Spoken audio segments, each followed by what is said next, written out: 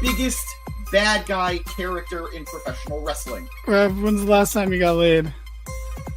French Toast is the exchange student that you have like a 3-week affair with. Hey, we can see that you don't have pants on. Can we tell the truth about Dusty sooner or later? Bro, less people wanted that than are currently watching our streams.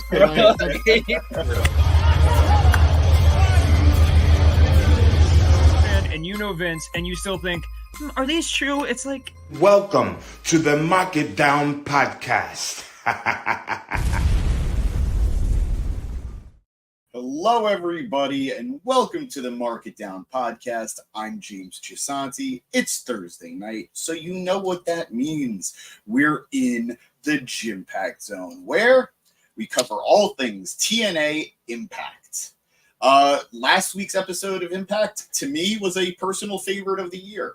Maybe not number one, but definitely up there. So this episode had a lot to try to live up to. But I think they did a pretty good job of keeping the momentum going. I think they did a pretty good job of keeping the hype going as we're getting closer and closer to Emergence. And of course, as we're getting closer to NXT's big pay-per-view, what is it? No Way Out? No. What is it? What is NXT doing? It's not No Way Out, is it? No, it's No Mercy. No Mercy. So thank you. First of all, thank you all for joining me today as we're I hope you guys enjoyed tonight's episode of TNA, tonight's episode of Impact. You know how it is when I'm by myself here in the Gym Pack Zone. Of course, I got to deal with all the social media by myself, so please bear with me. First and foremost, no matter where you're watching, thank you for tuning in, whether it's YouTube, whether it's Facebook, whether it's Instagram. I don't know if we're live on Instagram, but I'm going to say thank you. Maybe that's where you found me. Or X. So thank you for tuning in. Thank you for checking me out tonight. And I hope you enjoyed the show. Otherwise, it's going to be pretty awkward as we talk about it. Or you just hear from me, in which I really appreciate it, and you guys. We started the night out with another our last of the two. We have two left tonight. Our first of the final two, Ultimate X qualifier matches, which the Ultimate X match will be happening at Emergence. We saw Hammerstone, Frankie Kazarian, and Kushida battling it out for their spot. I won't lie to you, there was not a bad option here. I was super into this matchup. I was super into all of the possibilities of who could win. I don't think I would have been unhappy no matter what. Frankie Kazarian has made it clear he's using Ultimate X to the X Division title, to Option C, to go for the World Championship. Makes sense for somebody in his position. Hammerstone, a big hulking bully of a man, looking for a different variety of, I guess, victim in his mind, so trying out the X Division, and as commentary said, one of the best juniors in all of wrestling, Kushida, a former X Division champion in his own right, Kazarian as well. So all in all, I was super hyped for this match. I was super pumped for this matchup. 1 second, guys, as I deal with, I believe I got to deal with Twitter right now. Yep, hello Twitter. And if you're annoyed with me dealing with Twitter, blame Elon. There had to have been easier ways of making this work. But, don't tell him. Maybe don't tell him. He might cancel us. But right out the gate, I loved the difference in styles with this matchup. You have the traditional junior, the traditional X Division wrestler in Kushida.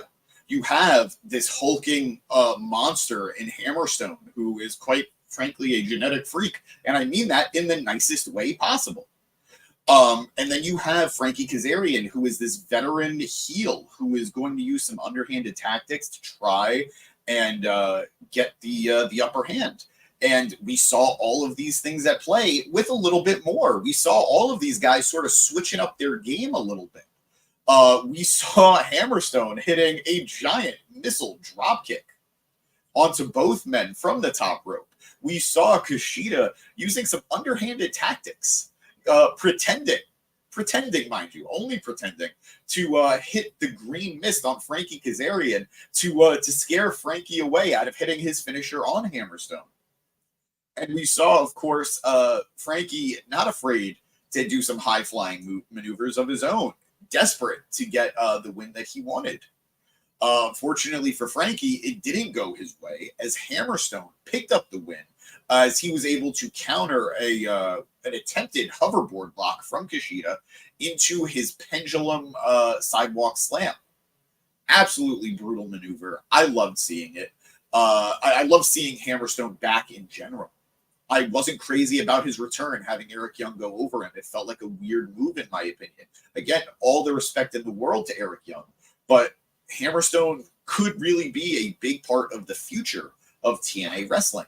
So I don't know. I wasn't crazy about that, but looks like he's going on to bigger and better, as he's going to be in that Ultimate X match at Emergence. After the match, celebrating, Frankie Kazarian frustrated with his loss, and Hammerstone gives Kushida to him. He steps aside, opening the doors for Frankie to hit his finisher, the fade to black on Kushida after the match, and prove why, in his mind, he is still the king of TNA.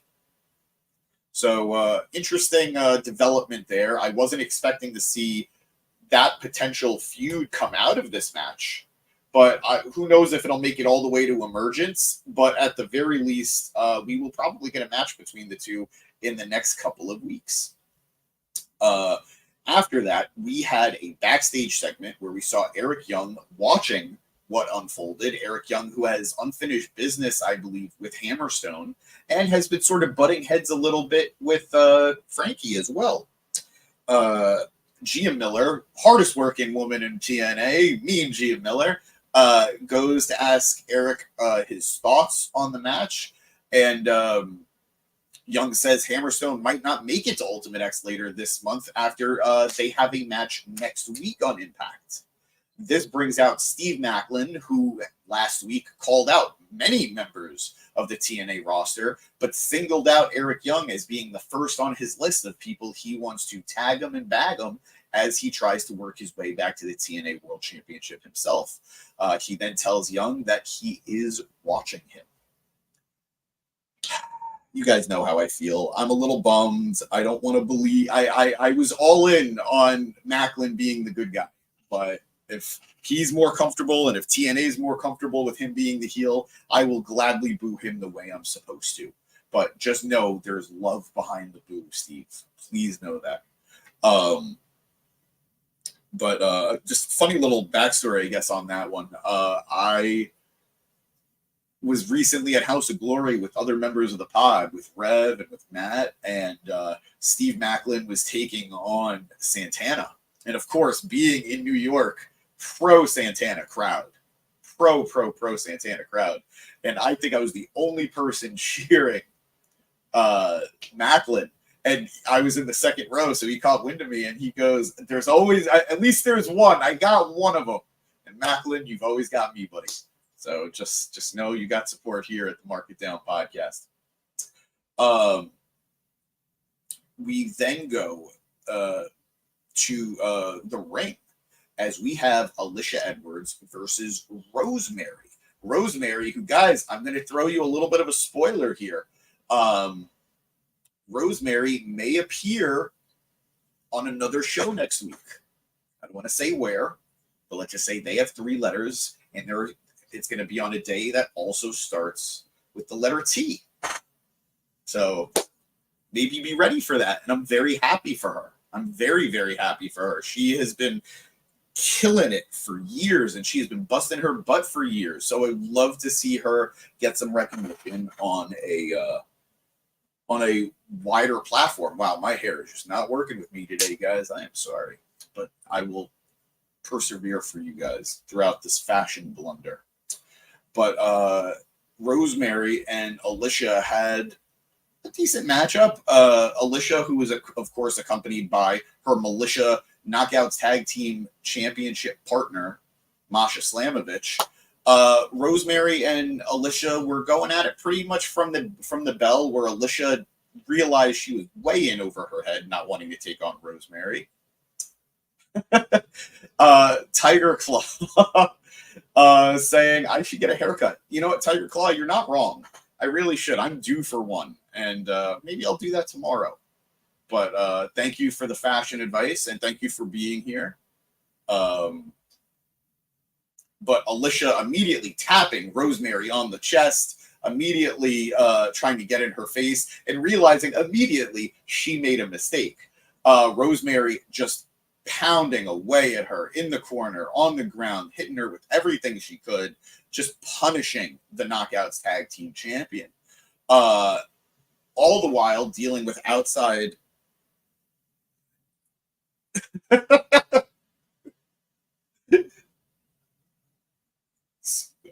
My text, thank you, Tiger Claw. We'll talk. We'll talk. Maybe I'll bug you tomorrow before you leave. But Rosemary not only dealing with one knockout tag team champion, but both of them, as Masha Slamovich, of course, doing everything she can to get involved and to help her partner try and eke out the win. But Rosemary was given some assistance of her own from Spitfire, the former TNA Knockouts Tag Team Champions, as they came out, double clotheslined Masha pretty hard on the floor, and giving Rosemary just enough time and the distraction as Alicia hit the delish on her, and the referee did not see it as he was dealing with all the outside shenanigans.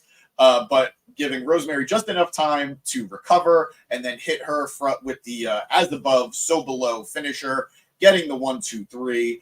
After the bell, it looked like she was going to continue the beatdown on Alicia, but she stops. She goes into her bag and gets that black rose.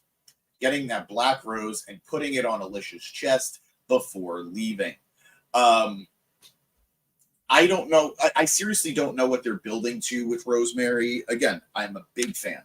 I really am. I think she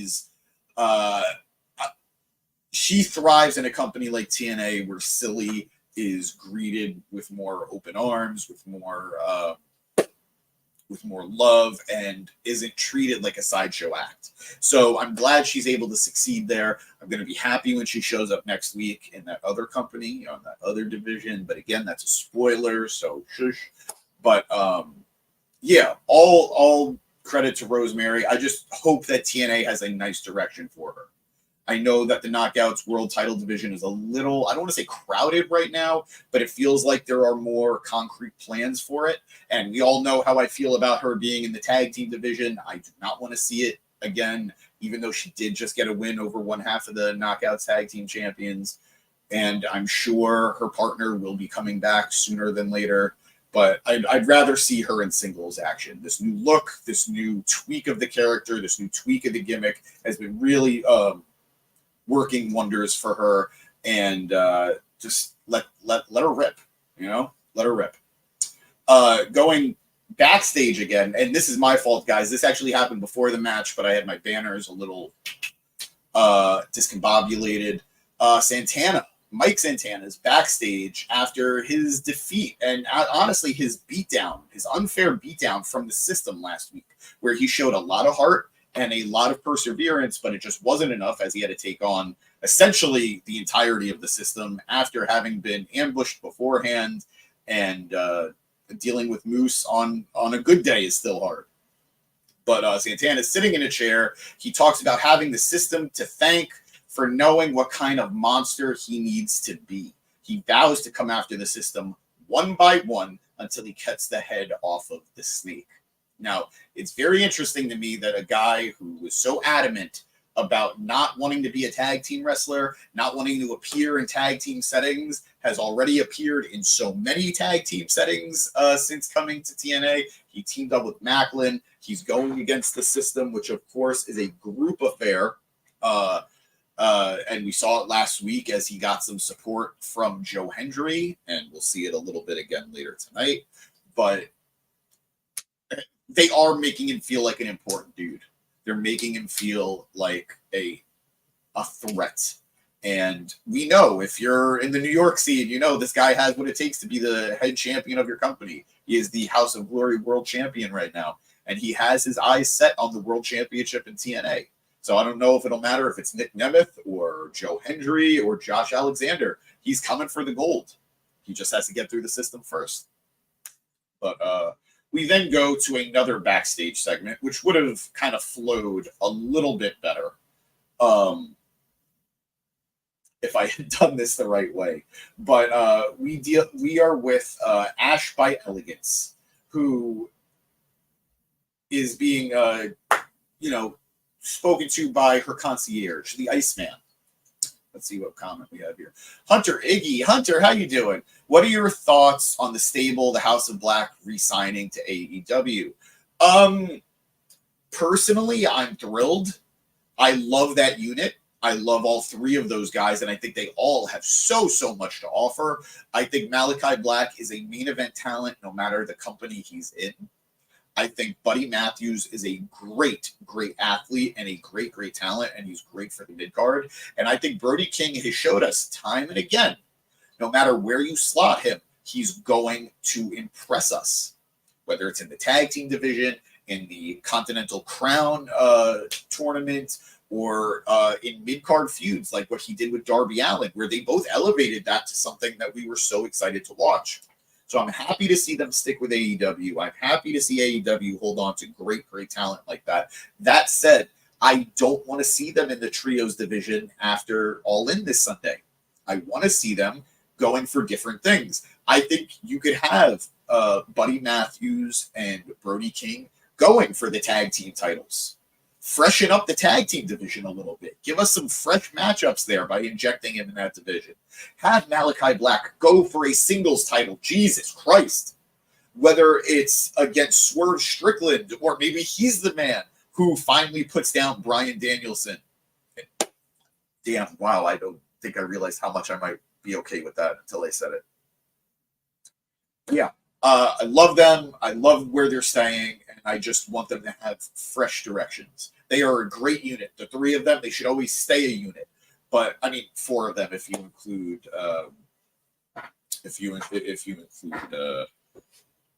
God, what's her name? I'm struggling right now, but you know who I'm saying. But I want them all to do their own thing. I don't need them wrestling as trios every week or every time we see them. Julia Hart, my bad, guys. I don't know. I had a brain fart here. Hunter Iggy saying, I would like to see the House of Black versus the New Bloodline in WWE. Look, I won't say that there wouldn't be excellent matchups for them to have. I'm sure there would be.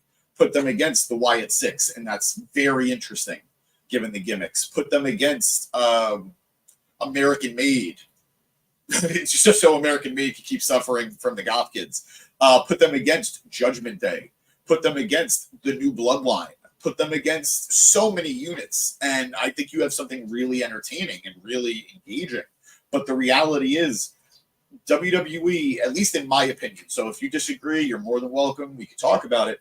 WWE doesn't value their tag team divisions as strongly as AEW does. And even though, and I'm saying that AEW has not treated their tag team division with much love in the last couple of months, I still think they get more of a priority than they do in WWE. WWE hasn't had their tag team titles on a premium live event since WrestleMania. That's a big old bummer. That is a big old bummer. So, yeah, I as much as there are some very exciting matchups to be had with them in WWE, I think they have a better future in AEW. But who knows? Just a mark. But moving on, Ash by Elegance talking to her personal concierge backstage, who informs her how upset Jordynne Grace was last week, demanding a fight from Ash by Elegance. And Ash says she's going to do things on her terms. So she's deciding that they're going to have a match by Elegance. What does that mean? I have no idea. Am I intrigued? Absolutely. Because everything Jordynne Grace does is awesome, and I am also unabashedly a fan of Ash by Elegance. Going back to the comments, we have Hunter Iggy asking, were saying he heard that Tony Khan was scared of losing them to WWE, so that's why he re-signed them. I mean, at this stage, AEW cannot really afford to lose top acts to WWE. We've seen several talent go over to WWE at this point, just like we have seen over the years several talent come over to AEW from WWE. I would not want to see House of Black leave my division, leave my company if I was Tony Khan. So I totally believe that he got a little spooked and decided that he was going to throw some money at them. Money that I think they've earned and rightfully deserve after impressing us quite a bit in their tenure in AEW and just as wrestlers in general. So if that's the case, Tony, you made the right choice. But we will get this match by elegance. Again, don't know what it is, but sure, why not? I'm here for it. We then go to, oh boy, this is something.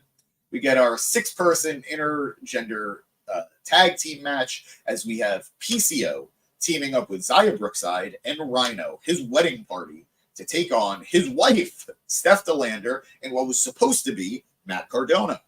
But Matt Cardona comes out after Steph makes her entrance, makes her way to the ring. Steph, who was dressed like Lydia Dietz on her wedding night. Very topical as we are getting closer and closer to Beetlejuice. Now, you notice I do not say it a third time because I do not mess with forces that I do not understand. Never say it 3 times. Cardona says he's right. He did sign a contract with Santino that he's going to wrestle tonight, and he is a man of his word. But the problem is Santino didn't do his research. Cardona is not medically cleared. So it's not just one mystery partner who's going to be in that match with Steph. It's 2 of them. As first, we have Big Con, the most dangerous man in TNA, and Madman Fulton, Sawyer Fulton, making his return to the Impact Zone. Now, guys, I got to be honest with you. I almost didn't recognize him because he looks so good. The dude looks amazing. Just absolutely jacked, Daddy. I don't know what he's been doing in the time off. He must have been hitting the gym quite a bit, and good for him because he looks great. He looks absolutely great. But that dastardly Cardona, once again, getting away with pulling the rug out from under Santino Marella. But the matchup itself was fun. Steph, I don't think, ever tagged her way in. Rightfully so. She's loyal to her man. Xia Brookside showing absolute fearlessness as she stood toe-to-toe with Big Con and Sawyer Fulton. Not afraid to get in Khan's face, and Khan pushing it by literally pushing her. We saw Rhino honestly putting in more work in a match than I've seen in a while. That's not a dig on Rhino, but you know how I feel. I love the gore, but it's hard to watch him sometimes at this point. But Rhino putting in the work, wrestling a good portion of the matchup, and there was a lot of fighting on the outside. There was a lot of shenanigans because that's what this type of matchup is. And PCO being PCO, hitting his tope suicida through the ropes onto Sawyer Fulton, battling it out with Big Con. The finish coming as Madman Fulton is on the top rope, and Xia Brookside pulls him. I got to do it with one arm because this arm is still shot, guys. Xia Brookside pulling him off the top rope. Rhino going for a big gore to put him down, and then PCO hitting the PCO salt for the 1, the 2, and the 3, putting the bridal party over, getting a big win and a measure of revenge against Cardona for his actions both at the wedding and at the honeymoon. Steph celebrating in the ring with her husband and her bridal party. We're going to get the match. We know it. We're getting PCO versus Cardona. I assume Cardona will actually be medically cleared by then. But we're going to get the matchup, and I'm just terrified of Steph betraying PCO. It feels so obvious, but I don't really know where this storyline goes without it. But, yeah, I don't know. What do I know? We then go to a very well done Nick Nemeth, Josh Alexander vignette as both men hype up their upcoming Iron Man match at Emergence. I said it at the beginning of the show. I said it last week on last week's show. I thought that Iron Man match was fantastic. Both men bringing their A game. Both men showing us how talented and how special this TNA roster is, and showing us how important that TNA World Championship is. Nemeth is doing a great job with this title so far in the short time he's been champion. And this heel turn for Alexander is doing wonders for him, in my opinion. I love Josh. I really do. I think it's fair to say, though, he was getting a little stale. Just because there's only so much you can do when you've been at the top as long as he has, and when they were hesitant to put the title back on him. I get why. He's the longest running champion in TNA history, I believe. Yeah. And I get not wanting to rush the title back on him, but that kind of left him in a holding pattern.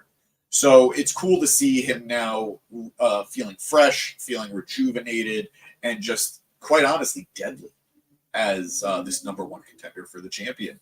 And they're both looking forward to the matchup. I would go check out this vignette if you can. I can't really do it justice. But Nick Nemeth talking about the importance of being champion and how it's been a dream for him this last year, a goal for him this last year to become the TNA champion. And now that he is, he plans on holding on to that belt for as long as he can.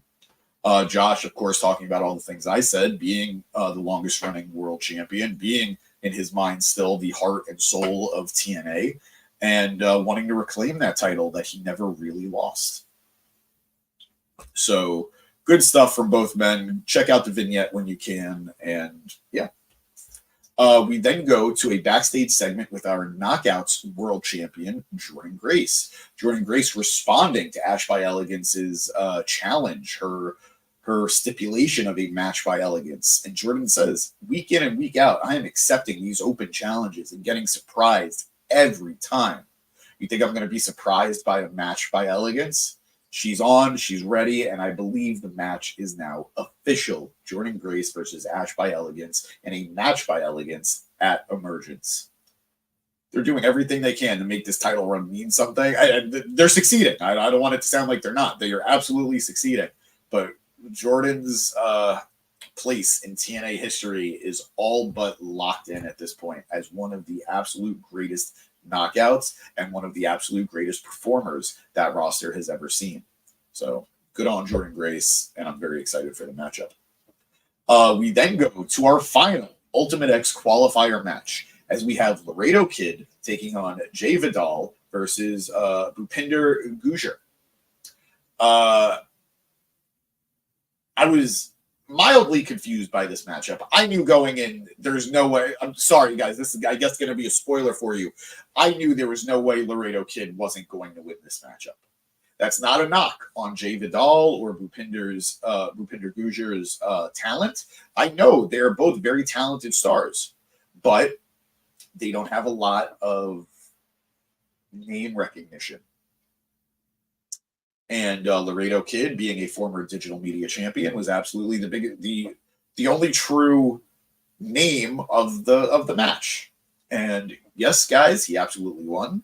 This was an interesting matchup because we haven't really seen Jay since splitting, I guess, on an unofficial but kind of official split from Giselle Shaw and the Shantaraj. And we see Gujar so infrequently. So it was just kind of nice to see them back in the Impact Zone. It was nice to see them wrestling again. And Laredo Kid, again, we haven't really been seeing him on a week-to-week basis either. So it was cool. Basically, since he lost the Digital Media Championship to AJ Francis a few months back. So it was cool seeing all these guys back in the ring, all these guys mixing it up. Vidal is as hammy as ever, and it was funny. Did his best to inject some comedy into the matchup, some humor into the matchup. Gujar, I like Gujar still. I see some upside with him, but the truth is he did look like he was missing a step here or there, but I will never criticize because I would have missed like 27 steps. So good for Gujar. And Laredo Kid reminding us all how he is still one of the best in the world today. One of the most athletic, ending the match with a massive 450 splash, getting the win, being the final opponent in this match. So now we have all 6 of our Ultimate X contestants, and I'm sure in the next few weeks we will see more and more interaction between all of them. So good stuff there.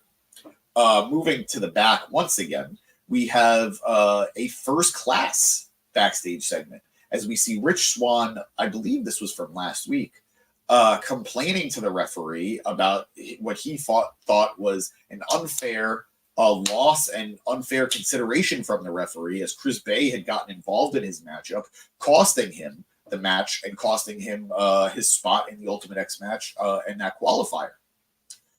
He's with AJ Francis, who are both trying to intimidate the referee. When comes the X Division champion, Speedball Mike Bailey, accompanied by his Speedball Mountain tag team partner, Trent Seven. Speedball actually agrees with Rich Swann. He tells him, you're right. You are a former X Division champion. You are one of the best that there is in TNA. And I believe that the X Division is the best division. And it is one of the best divisions, if not the best division, in all of wrestling. So if I want to be the best champion, I've got to go against the best. So how about next week, former champion Rich Swann versus current champion Speedball Mike Bailey. Rich Swann is quick to accept and quick to say he is going to be taking that X Division championship back. AJ Francis telling Speedball, what you have in wrestling ability, you definitely lack in brains.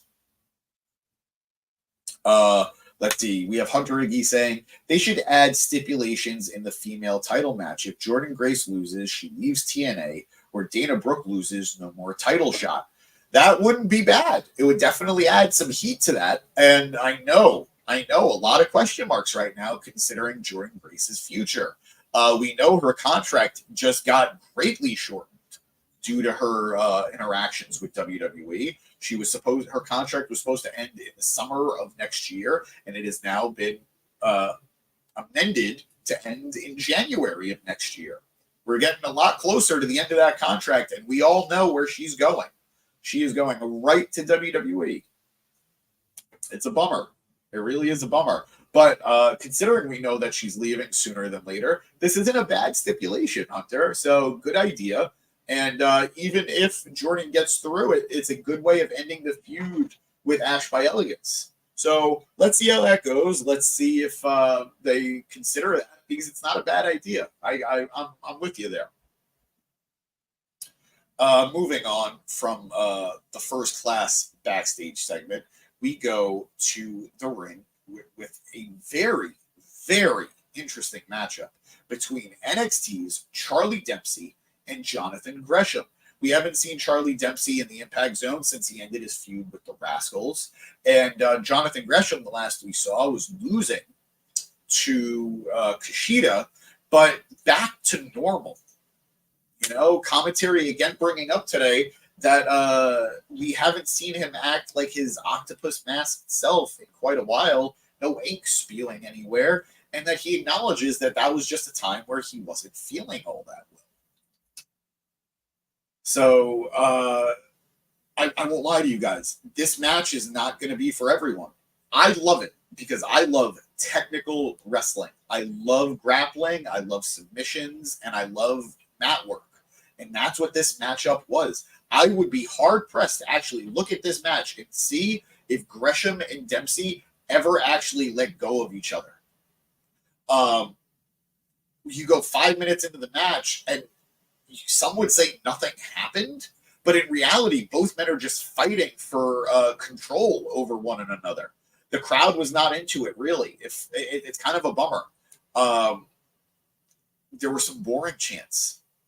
And I feel bad because, again, as somebody who loves technical wrestling, as somebody who loves mat work, this was an interesting matchup. This was a well put together match. But for something like TNA, where they focus more, or the fan base is more into things like the X Division and more into the fast paced matchups and the aggressive style of wrestling, this isn't really going to work. I think this works better in what was Ring of Honor. I think this works better in New Japan, or just in Japan in general, or even in the UK. But this crowd was not here for it. I enjoyed it for what it was, but as I was watching it, I knew, even without the crowd, that this was going to be a divisive matchup. And unfortunately, the crowd wasn't here for it. But after another few minutes, Gresham hits kind of like his first big move of it in that hold for hold exchange. And they go for a test of strength, which leads to more arm holding, kind of some squirming on the mat. And just to really give it to you, it ended in a pin that are where Gresham overpowered Dempsey and just kind of literally pinned him to the mat in a submission arm style and put enough pressure to keep him down and getting the 1-2-3. Similarly to how his matchup with Kushida a week or two ago ended sort of out of nowhere, I'd say the same applied here, that this ended not quickly, but mat wrestling, getting the win, coming out of nowhere. I know I said it wasn't, but it did. It kind of came out of nowhere. And then as he's celebrating above Dempsey, Dempsey goes for a cheap shot. Both men start to exchange punches, start to exchange blows. And quite frankly, that was the most aggressive the match got throughout the entire ordeal. So I get it if you didn't like it. I'm sorry if you didn't like it. I hope they're able to run it back and give us something a little more crowd pleasing. But man, I love Gresham. I really do. Sometimes you got to wonder if it was a good idea to leave Ring of Honor. Like, you went from being the Ring of Honor world champion. Granted, you were losing no matter what that night against Claudio. But you go from being the Ring of Honor world champion to just not really doing much in TNA. He had a great series that went, in my opinion, way too long with Speedball. That really didn't go anywhere. He did develop this interesting character with the Octopus over the last month or so, last few weeks, that went really nowhere now. It seems they're abandoning it, or I don't know. We'll find out. But man, this stop and go with Gresham is killing me. He deserves so much better. But made the choice. This is TNA. But we are ready to go to the main event, as we have the Hardys, a returning Jeff Hardy, teaming with his brother Matt to take on the System, being comprised of Moose and JDC. Now, JDC is really the man who took Jeff out before Slammiversary, putting his head in a chair and then slamming it against the ring post, making sure Jeff Hardy couldn't travel to Canada, because why would Jeff Hardy not be allowed in Canada? But before the match, we see footage from WWE NXT of Joe Hendry and Zachary Wentz appearing. And, of course, we now know Joe Hendry is going to be going for the NXT World Championship at No Mercy, taking on Ethan Page, having won that triple threat match on this last week's episode of NXT. So good for him. I'm very intrigued to see if Joe Hendry is somehow going to win the NXT title before he wins the TNA title. I think that is kind of hilarious. But it would lead to a very interesting Bound for Glory for TNA. We shall see.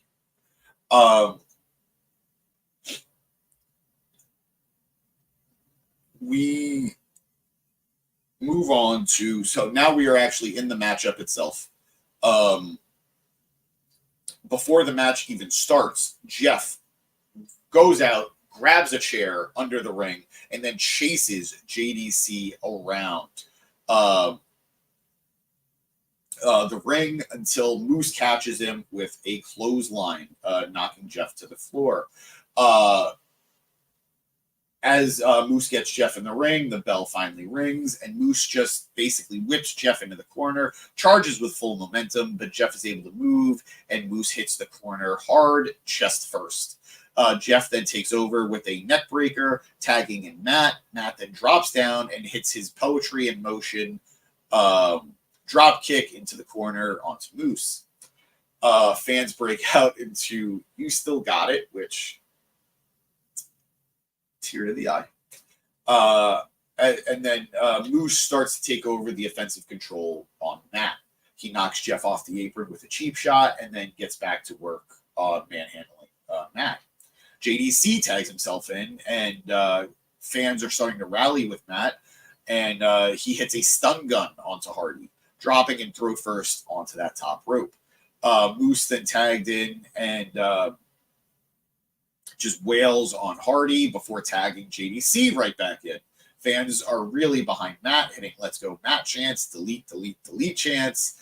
But the system just continued to double team Matt.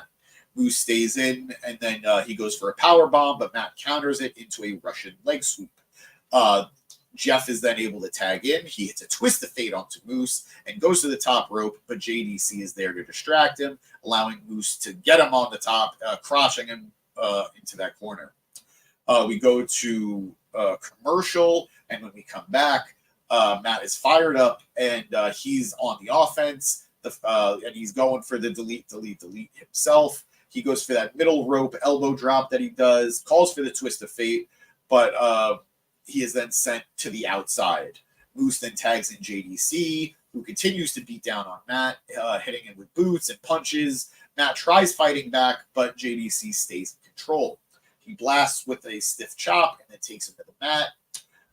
Fans are really behind Matt, trying to get him back into it. And then as he's about to tag Jeff again, JDC cuts him off.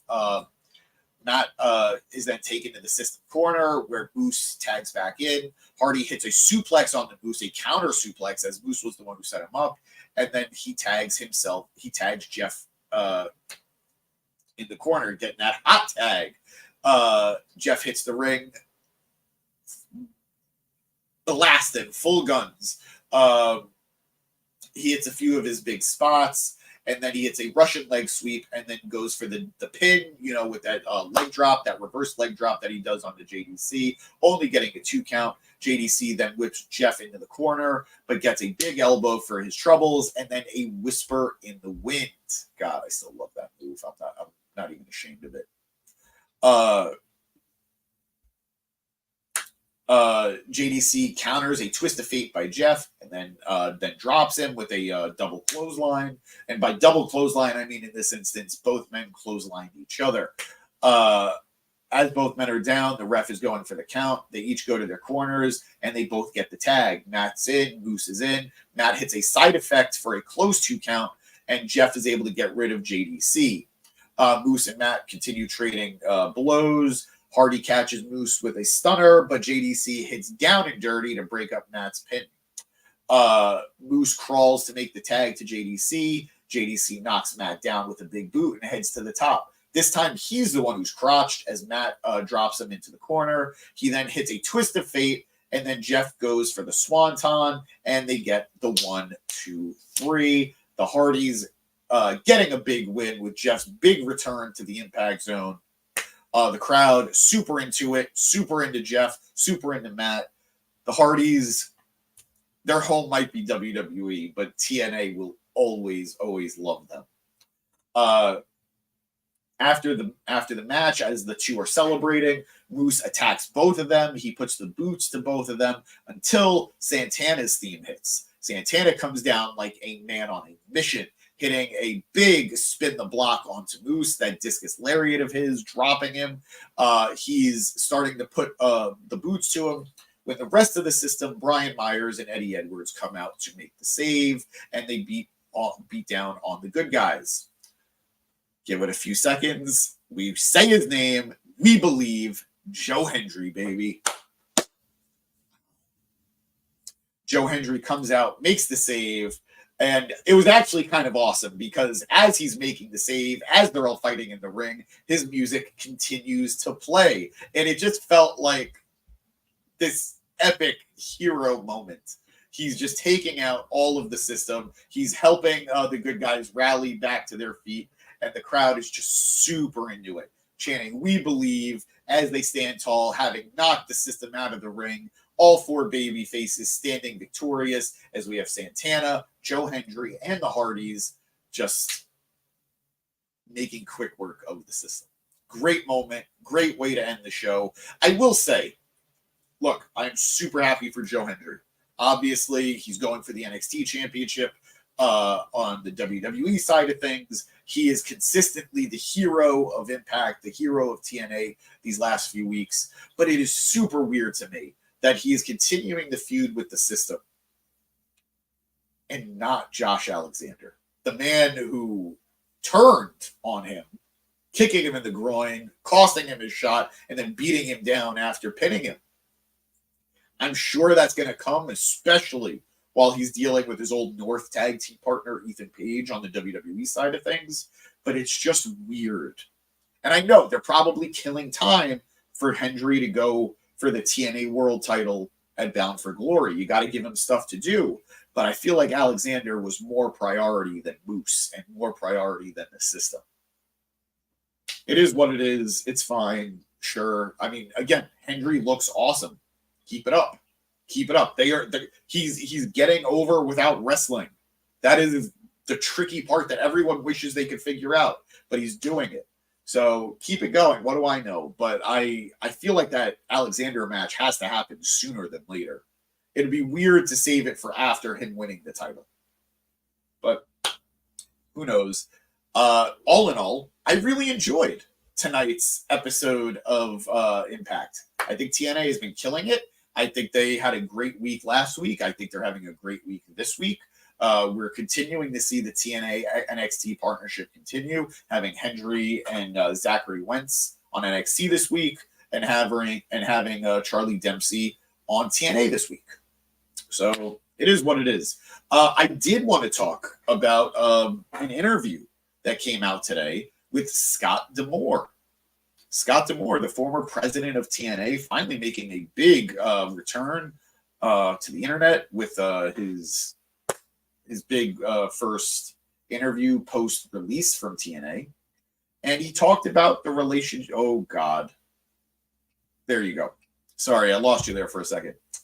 He talked about the relationship between WWE, NXT, and TNA, comparing it to the relationship that TNA had with AEW in the past. He didn't have anything harsh to say about the WWE TNA relationship, but he did say that he's not seeing the same return that he saw when TNA partnered with AEW, when Kenny Omega came over and became their world champion. And they saw the biggest numbers of the Anthem era, the biggest pay-per-view buys of the Anthem era, with Kenny Omega headlining their pay-per-views and becoming their world champion. And saying that after those shows, they saw huge spikes in numbers that they're not really seeing in this relationship with NXT. Look, I've been saying it since the first week. I've been super intrigued by the fact that we're getting WWE and NXT. WWE and TNA working together. But again, we're only seeing TNA working with the developmental brand of NXT. We're sending over our best. We're sending over Joe Hendry. We're sending over the Rascals. We're sending over Jordan Grace, Frankie Kazarian, next week, Rosemary. We're sending over some of our best talent. And we haven't really seen the return on that, in my opinion, yet. We did get Wes Lee for a bit, which was awesome. But even that feud is continuing in NXT and not on TNA television. So it's a little bit of a bummer. And I'm glad that I'm not the only one who's seeing it. I'm glad that Scott, somebody of note, is actually saying the same thing I'm saying. But we'll see. I would love to be surprised. I would love to see this relationship continue to evolve. Like, if TNA is going to send over these names, I hope WWE starts to. And I hope that TNA gets to interact with the main roster, because there are some excellent matchups that I would love to see there. Time will tell. But guys, thank you so much for joining me tonight here in the Gym Packed Zone. You guys know the deal. If you're new, I really appreciate you checking us out for the first time. We would really appreciate if you hit that subscribe button. The more of you there are, the more fun that we get to have. We are 11 away from 1,000, guys. That's huge. That is huge, considering we're just a bunch of dudes talking about something we love. We appreciate how many of you are with us. We appreciate how many marks there are here. I promise, once we hit 1,000, we've been teasing it for a while. Once we hit 1,000, we've got some fun surprises that we cannot wait to share with you, and we cannot wait to have more fun with you guys.